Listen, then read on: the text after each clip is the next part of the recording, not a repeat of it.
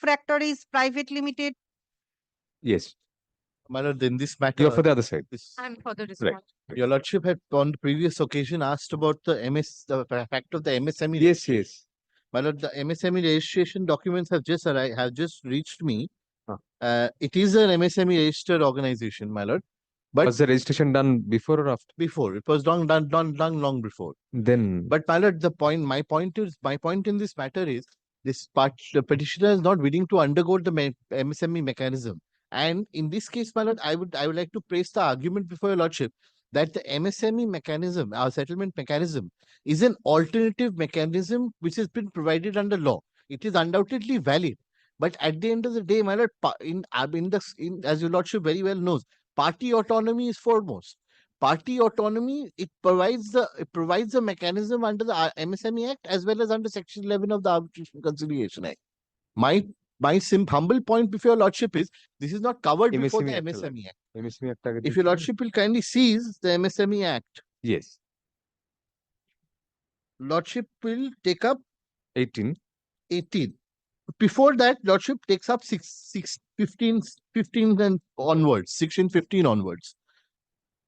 Delayed payments to micro and small enterprises is Chapter 5 of the MSME Act. Yes. Under that, where any supplier supplies any goods or renders any services to any buyer, the buyer shall make payment thereafter on or before the date agreed between them and the supplier in writing, or where there is no agreement in this behalf before the appointed day. Provided that in this case, I'm not going into that.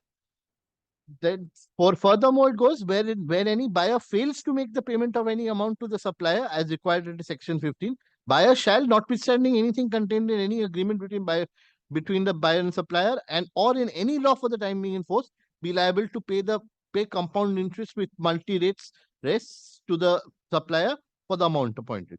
For any goods, then Section 17, for any goods supplied or services rendered by the supplier, buyer shall be liable to pay the amount with interest thereon as provided under Section 16, 18. Now, this is the important part. Notwithstanding anything contained in any other law for the time being in force, any party to a dispute may, with any regard to any amount due under Section 17, make a reference to the Micro and Small Enterprises Facilitation Council. Now, what does this show, my lord? This shows that when I am a supplier of goods or services and I'm registered under the MSME Act, I can resort to this mechanism to recover dues for goods supplied or services rendered by me.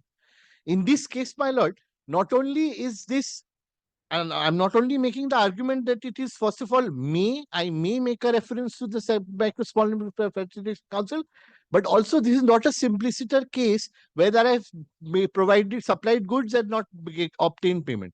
My lord, this is my argument is beyond that. My argument is that in this case, I have entered into a contract. I have supplied some goods. They have refused to take further delivery of goods, citing a inspection report, which I say is biased and faulty. I have some manufactured goods and I'm ready to supply those goods. They have refused to take delivery of those goods. I have suffered damage. I have suffered loss. I am seeking compensation for that. It is not a case of simpliciter supply and not non-payment. It is beyond that. I am not seeking only the payment for the goods I have supplied, but also the goods that I have manufactured under this agreement, and I'm willing to supply, but they are not willing to fulfill their obligations under the purchase order. Regarding the first argument, Mr. Chakraborty, yes, may has been used. Yes, there are two components of your argument. Well, I'll come to the second later. Yes, the first argument, if ultimately you are willing to go to arbitration, yes, and if Section 18 of the MSME Act provides for a particular mode of going to arbitration by prior mediation, yes, like the commercial suits. I mean, this is the case where the commercial suit is mandatory. Section 12 is mandatory. That is the thing, my lord. Here, a mechanism is provided that no matter what the Arbitration Conciliation Act says, this is valid. It's a valid mechanism. Similarly, I'm drawing an analogy, my lord. I'm not saying it's the same. But if you go to arbitration, do you have an option to go to some other arbitrator? That is my point, my lord. Party autonomy is foremost. As a party that's a very interesting point. For arbitration, I can choose to approach. In fact, MSME Act will prevail even if there is no arbitration agreement between the parties. That is the difference. That is the significant difference. Even if there is no arbitration clause in the agreement between the parties, even then MSME mechanism will be valid.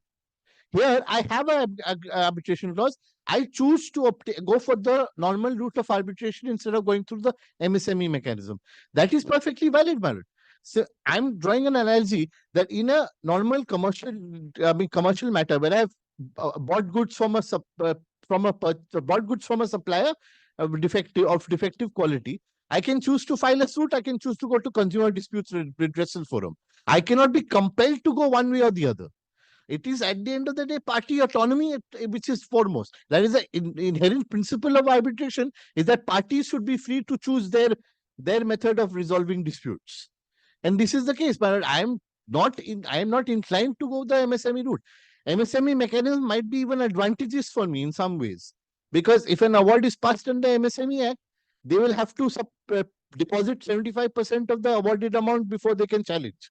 But I'm choosing to forego that advantage by going the normal route of arbitration. All right.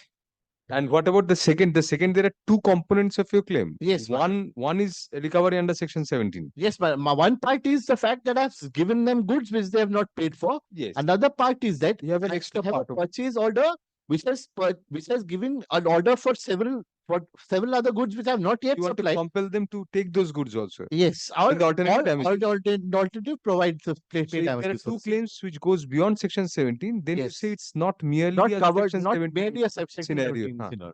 So I cannot be compelled to go the MSME mechanism. Let us come to her. Yes. What is your reply? Lordship,